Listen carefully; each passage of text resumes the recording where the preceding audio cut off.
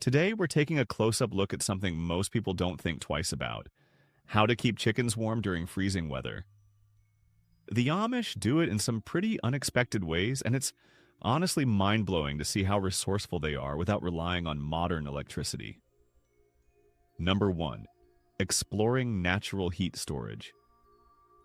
Many Amish farms take advantage of resources right under their feet by constructing coops that tap into the Earth's natural insulation properties. In some communities, you'll find partially earth-sheltered coops, where the structure sits against a small slope or is dug into gently sloping land. This design helps trap heat by using the soil as a buffer against icy winds. To set it up, Amish farmers often look for a slope near their barn or home, dig out an area that can serve as a back wall, and reinforce it with thick planks or stacked stones. Soil naturally holds a moderate temperature, so it becomes much easier to maintain a comfortable climate inside the coop. People sometimes imagine large, complex underground bunkers, but these setups are typically more modest. You might see half of the coop's rear wall set against a gentle hill, while the front remains exposed for ventilation and access. This partial embedding in the earth means fewer surfaces are in direct contact with freezing air. Amish builders sometimes further enhance these walls with materials that hold and release heat gradually. They might layer them with clay, straw, or even logs from older structures. Some farmers coat the interior with homemade lime-based whitewash, giving everything a bright, reflective surface that helps hold warmth. Because electricity is not used, the question arises: how do they maintain adequate lighting in these partially underground spaces? Simple cutouts near the top of the walls and carefully placed windows allow sunlight during the day, especially when angled to collect more rays. At dusk, there could be lanterns or lamps fueled by kerosene, though many and more conservative groups might only rely on daylight to check their chickens in the evening. Partially earth-sheltered designs also help control moisture. Excess condensation can wreak havoc on coop interiors, but the Amish use a layered drainage system to offset this risk. They create a channel beneath the floor that slopes ever so slightly downward, carrying away water. It can be made of pebbles, crushed stone, or old clay pipe segments that direct moisture away from the coop foundation. This helps keep bedding dry, ensuring that the decomposing material in deep litter setups doesn't become too soggy. For added dryness, some Amish farmers line the floor with flat stones or wooden planks and top it with a healthy layer of straw. By the time cold weather hits, the coop already has a steady microclimate that is partially regulated by the Earth's stable temperature, and that's before additional heating strategies even come into play. Throughout the year, they monitor how changes in weather affect interior temperatures. If the ground is snow-covered for weeks, the soil's insulating effect remains consistent, even if there's frost on the surface. Experienced Amish families learn to track how thick the frost line gets in especially harsh winters. They may add extra insulation on the exposed side of the coop, or rearrange straw bales to minimize drafts on the top level. This synergy between earth-sheltered walls and organic insulation is one reason the approach remains popular. It does require careful planning from the start, finding the right slope, building adequate drainage, and ensuring that predators can't dig in from the sides. But once established, the system demands minimal upkeep. Amish farmers can go about their other chores without constantly worrying about their flock being too cold or too hot. In addition to soil insulation, some coops feature storage barrels filled with water along the interior walls. Water has a high thermal mass, meaning it can store warmth from daytime sun or from the natural decomposition processes we'll explore later. Barrels are often painted a dark color to capture more heat if exposed to sunlight. They quietly release that stored heat during the night, helping regulate temperature. In many cases, these barrels also serve as backup water sources for the chickens. The practice of double-purposing items is a hallmark of Amish ingenuity. Not only do the barrels store heat, they also ensure the flock has easy access to water when everything else might be frozen. Because these barrels are not reliant on pumps or heaters, farmers simply refill them using manual methods, like carrying water in buckets from a nearby well. Keeping an eye on predator threats is another consideration in partially earth-sheltered coops. Raccoons, possums, and foxes might see an invitation in a coop that's integrated with a hillside. Amish solutions to this include burying wire mesh below the soil line, reinforcing it with sturdy boards, or positioning livestock guardians such as a loyal dog nearby. Some Amish families use donkey guardians for goats and sheep, and the presence of such animals can also deter predators from coming near the chicken coop. When combined, these small details, buried mesh, strategic use of guard animals, thoughtful drainage, water barrels, form an interconnected system that keeps the coop warm, dry, and safe year-round. It's this web of considerations built on generations of trial and error that turns a simple earth-sheltered idea into a reliable, time-tested heating strategy. Number 2. Adapting stove heat with unconventional methods. One especially intriguing practice in some Amish settlements is the strategic use of a centralized stove that can distribute heat to multiple outbuildings, including the chicken coop. It's not about hooking up any fancy central heating system. It's more of an old-school approach that reuses what's already in place for other farm activities. You might find a wood-fired stove or boiler in a small shed adjacent to the main barn. This unit often heats water for washing, or powers a low-pressure radiator system that helps keep a workshop area from freezing in colder months. With a few clever modifications, Amish farmers can route some of that warmth toward the chicken coop. Some families do this by running metal ducts or pipes along a short stretch of the ground until they meet the coop's interior wall. Hot air or hot water flows through these pipes, radiating heat along the route. They insulate the pipes with old wool blankets, layers of burlap, or sawdust-filled sacks to minimize heat loss. Since everything is off-grid, there's no electric pump pushing the water. Instead, a thermosiphon system is set up. Hot water, being less dense, naturally rises through the pipes into a simple radiator in the coop, and once it cools slightly, it sinks back down for reheating. It's an elegant, gravity-driven loop that has worked on Amish farms for years. In certain documentaries, you might see a father and son carefully assembling these pipes, ensuring each joint is sealed properly to prevent leaks. They'll typically test the system when temperatures are mild, ironing out kinks long before the severe winter chill sets in. One surprising hack involves using the hot air or smoke from a wood stove's chimney. Instead of letting that hot exhaust escape directly into the open air, some Amish farmers set up a secondary channel near the top of the coop. Warm air passing through the chimney's extra piping can be partially diverted, enveloping a section of the coop's ceiling before finally venting outside. It's crucial that dangerous fumes never enter the living space of the birds, so everything is sealed carefully to avoid carbon monoxide leaks. These farmers rely on old-fashioned metalworking skills, forging or adapting sections of piping to direct heat around the coop's perimeter. They also use their knowledge of airflow to keep the system safe. In higher-level Amish communities, you might even see adjustable dampers that let them control how much heat flows along that secondary path.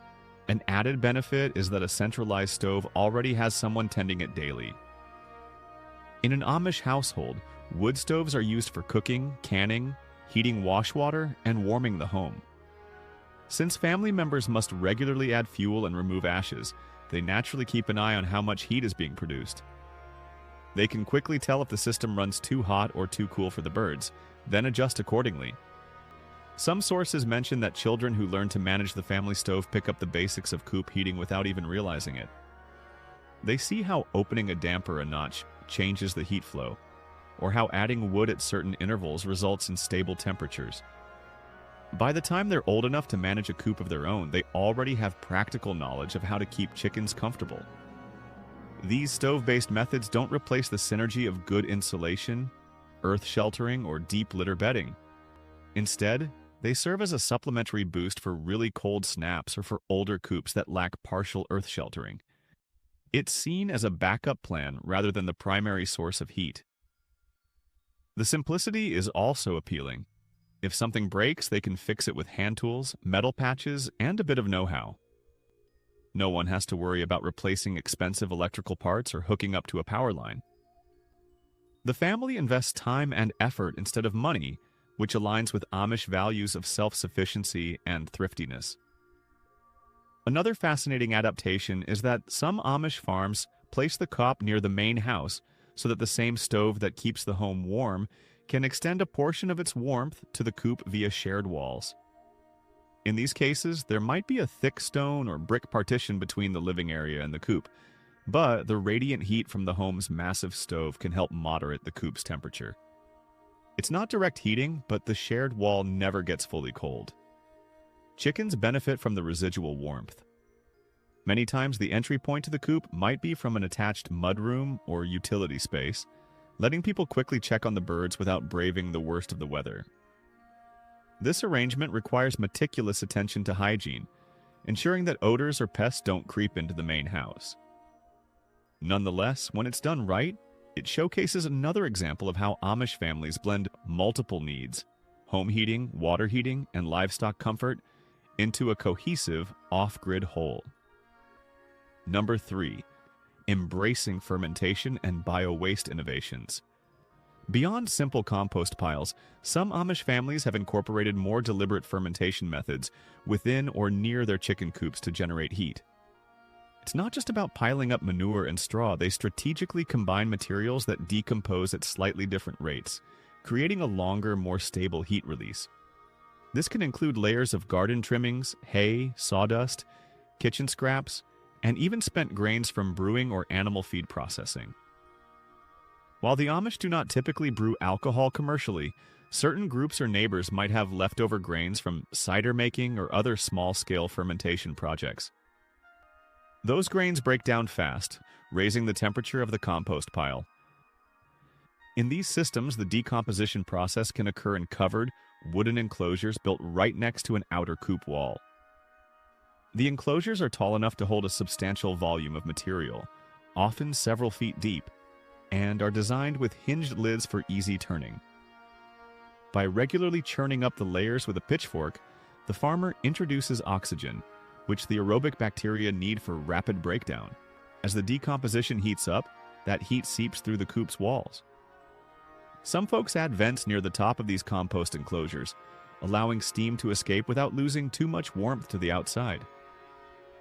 The actual walls of the enclosure might be lined with corrugated metal or thick plywood to further concentrate the heat. One lesser-known trick is burying clay jugs or ceramic vessels of partially fermented plant matter just beneath the floor of the coop. This method is labor-intensive and not as widespread, but in certain Amish settlements, older farmers have experimented with it successfully. They'll load these jugs with a mix of chopped straw, manure, and a bit of liquid from previous fermentation batches. Placing the jugs under the floorboards, accessed through removable planks, lets the heat radiate upward without requiring large above-ground compost heaps. However, it's a tricky balance. If the mixture ferments too fast, it can cause overheating or release unpleasant odors into the coop. If it ferments too slowly, the benefit is minimal. Farmers who excel at this approach typically have a knack for reading the fermentation. They'll note the smell, the level of condensation on the coop floor, and how agitated the chickens appear if the temperature spikes.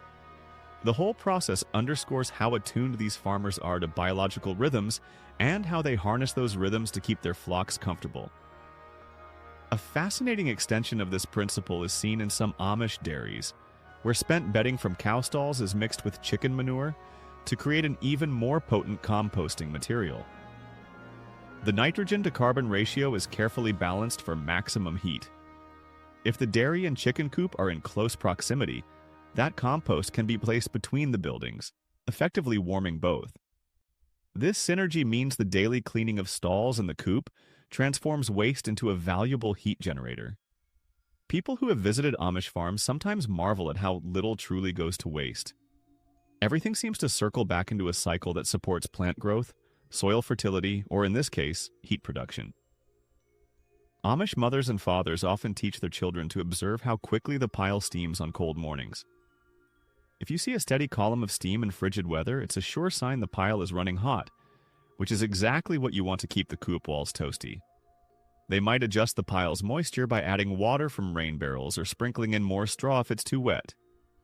This intuitive approach is contrasted with the more technology-heavy composting systems you might see in modern organic farms, complete with sensors and automated turners. The Amish approach is decidedly manual, but it instills a deep understanding of compost science in everyone involved. Unlike a passive compost heap that's left alone to break down over months, This actively managed fermentation system can be a reliable heat source all winter. An added bonus is the end product: rich, fully decomposed compost ready for spring planting. By late March or early April, Amish families might empty their enclosures, spread the compost on vegetable gardens or fields, and start the cycle anew with fresh layers of straw and manure. This seasonal workflow lines up with their planting schedules, reinforcing the idea that nothing here is accidental. The winter's composting for heat directly supports the next season's growth. That closed-loop perspective is a major reason Amish methods often attract interest from those seeking off-grid or eco-friendly solutions worldwide. Number 4. Multi-purpose structures and microclimate mastery. Many Amish farms group buildings together to create shared microclimates that help moderate temperature extremes. Barns, sheds, workshops, and co-ops often form a small cluster, sometimes encircling a courtyard or yard space. By arranging them in a way that blocks prevailing winds and traps sunlight, farmers create a cozy environment that's noticeably warmer than the open fields surrounding it. The coop, nestled among these other structures, benefits from reduced wind chill and from residual heat radiating off adjacent buildings. It's not unusual to see an Amish homestead where the barn is on the windward side, the house is closer to a road, and the coop is tucked between them. This arrangement evolved organically, guided by practical experience over generations. In some communities, farmers build a lean-to roof connecting the coop to the barn. This shared roof cuts down on snow accumulation between the two buildings and creates a sheltered zone. Beneath that roof, you might find stacked firewood, feed barrels, or a small workspace for milking chores.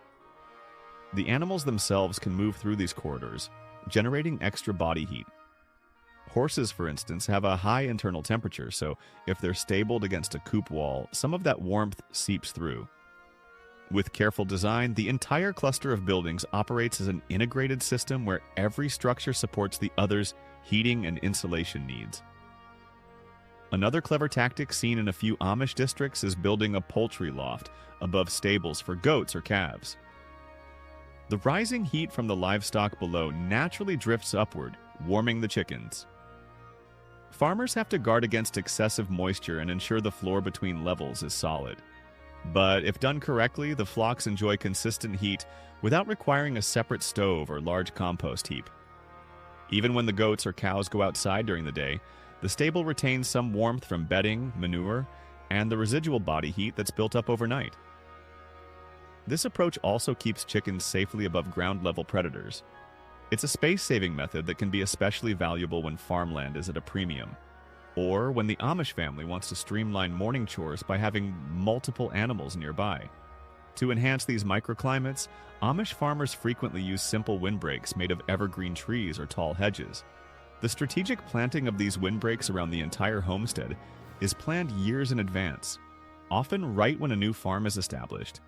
As the trees mature, they reduce wind speed dramatically, making it much easier to maintain warm conditions in the cluster of buildings. This synergy between natural landscaping and building placement is a hallmark of Amish design. It's not about erecting massive infrastructure projects. It's about slow, steady growth that fits the family's needs and the land's capacity. Amish builders also pay special attention to roofing materials and eaves. Many coops feature metal roofs that reflect summer heat, but can be coated with a darker layer during colder months if needed. Some families use removable roofing panels or shutters, flipping them seasonally between darker and lighter sides.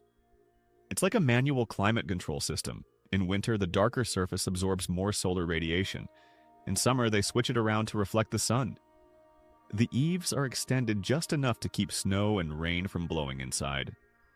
Under the eaves, you might see small vents covered with mesh to let stale air out and reduce excess humidity. That aspect of humidity control is especially important in Amish co-ops because the deep litter or fermentation-based systems produce plenty of moisture. If condensation is allowed to build up, it can chill the birds and create health issues. Proper eave design and ventilation are critical to keeping everything in balance. Some homesteads even integrate a greenhouse with one side of the coop, letting the chickens benefit from the warmth generated by the greenhouse during the day. The rising hot air from the greenhouse can be guided into the coop via vents or small fans powered by alternative methods, like a pedal generator that children occasionally use, or a small battery bank charged by a local, community-owned generator that the Amish might permit for specific communal tasks. This level of adaptation varies from one district to another, depending on how strictly they adhere to traditional guidelines about technology. Regardless of the approach, the consistent theme is creativity. Whether it's windbreaks, combined buildings, greenhouse adjacency, or multi-level stabling, the Amish excel at weaving multiple needs together. Their feed storage is often strategically placed to contribute to the overall thermal mass. Barrels of grain or sacks of feed line the coop's interior walls, adding another layer of insulation. While feed isn't as effective as high-density materials like water or concrete, it still adds some buffering capacity. Plus, feed sacks limit drafts if arranged neatly, forming a partial wall that seals off sections of the coop more vulnerable to cold air. When new feed arrives, sacks are rotated and restacked, ensuring freshness and constant coverage. It's these kinds of details that might seem trivial one by one, but together they create a formidable system that keeps chickens warm with minimal or zero reliance on external electricity. One might wonder if these multi-structure setups are too crowded or prone to spreading disease between animals. Amish farmers counteract that risk with thorough cleanliness and careful rotation.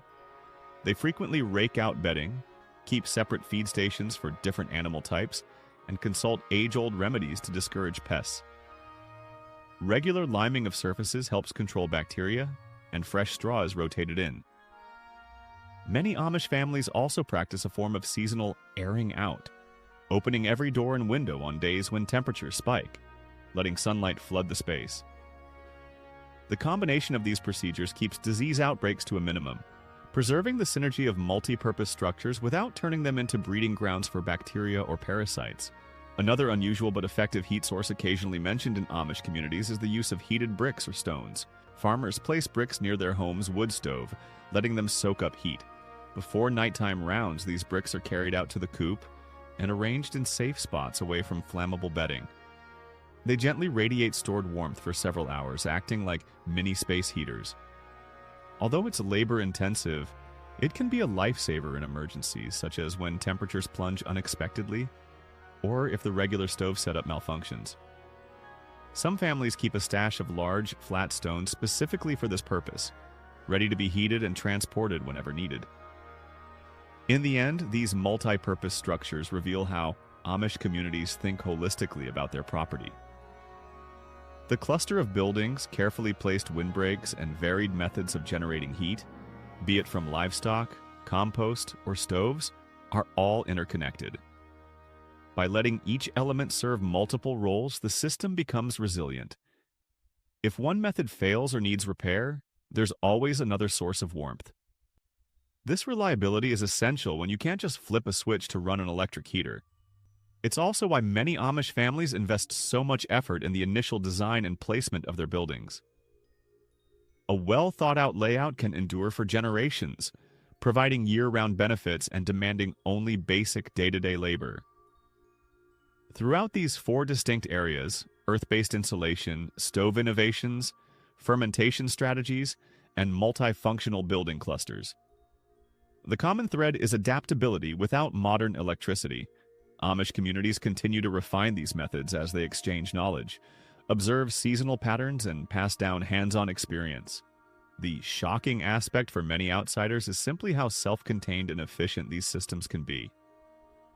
Instead of purchasing fancy equipment, Amish farmers rely on long-standing wisdom, resourcefulness, and a deep relationship with the land. It's this synergy that makes their co-op heating techniques so intriguing to anyone interested in off-grid living, sustainability, or just marveling at the creativity born of living simply.